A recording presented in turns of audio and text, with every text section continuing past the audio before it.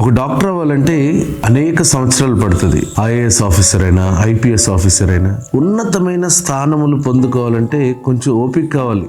ఈ రోజు అనుకుంటే రేపు వచ్చేసేవి కాదు అవన్నీ. అలాగే దేవుడు మనల్ని ఆశీర్వాదానికి వారసులుగా పిలిచి ఉన్నారు. ఆ పిలుపు నెరవేర్చబడాలంటే, మనం ఆశీర్వాదానికి వారసులుగా ఈ లోకంలో జీవించాలంటే ఖచ్చితంగా ఓర్పు, సహనం అనేది చాలా ప్రాముఖ్యమైన విషయం. ఎఫెసీయులకు రాసిన పత్రిక 4వ అధ్యాయము 3వ వచనం, మీరు పిలువబడిన పిలుపునకు తగినట్లుగా దీర్ఘశాంతముతో కూడిన సంపూర్ణ వినయము సాత్వికముతోను నడుచుకునవలనని ప్రభువును బట్టి ఖైదీనైనా నేను మిమ్మల్ని బతిమాలుకొనుచున్నాను. దేవుడు ఏదైనా చెప్పినప్పుడు, ఏదైనా వాగ్దానం చేసినప్పుడు అది నెరవేర్చడానికి ఆయన సమర్థుడు. అబ్రహాం విషయంలో దేవుడు 100 సంవత్సరాలప్పుడు తన వాగ్దానాన్ని నెరవేర్చాడు. నెరవేర్చడం మాత్రం గ్యారంటీ. ఖచ్చితంగా దేవుడు వాగ్దానాన్ని నెరవేర్చాడు. కొంచెం ముందు వెనకాల అవ్వచ్చు, కానీ ఖచ్చితంగా దేవుడు వాగ్దానాన్ని నెరవేర్చడానికి సమర్థుడు. అయితే ఈ వాగ్దానాన్ని మనం స్వతంత్రించుకునేటప్పుడు దీర్ఘశాంతంతో కూడిన వినయం ఉండాలి. కొంచెం వెయిట్ చేసే స్వభావం మనలో ఉంది. కొన్ని సమస్యలు త్వరగా తీర్చబడకపోవచ్చు, కానీ తీర్చబడతాయి. కొన్ని పరిస్థితులు మార్చబడకపోవచ్చు, ఆ మార్చబడడానికి కొంచెం సమయం పడుతుంది. అన్ని ఒకటే రోజు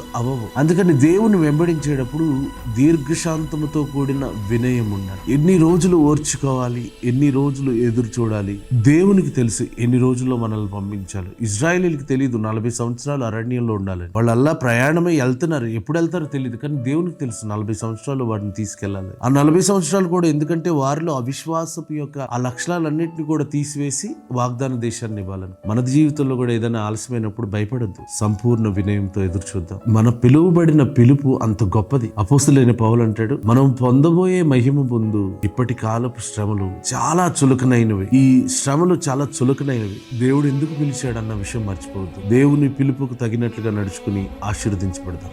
గాడ్ బ్లెస్ యు.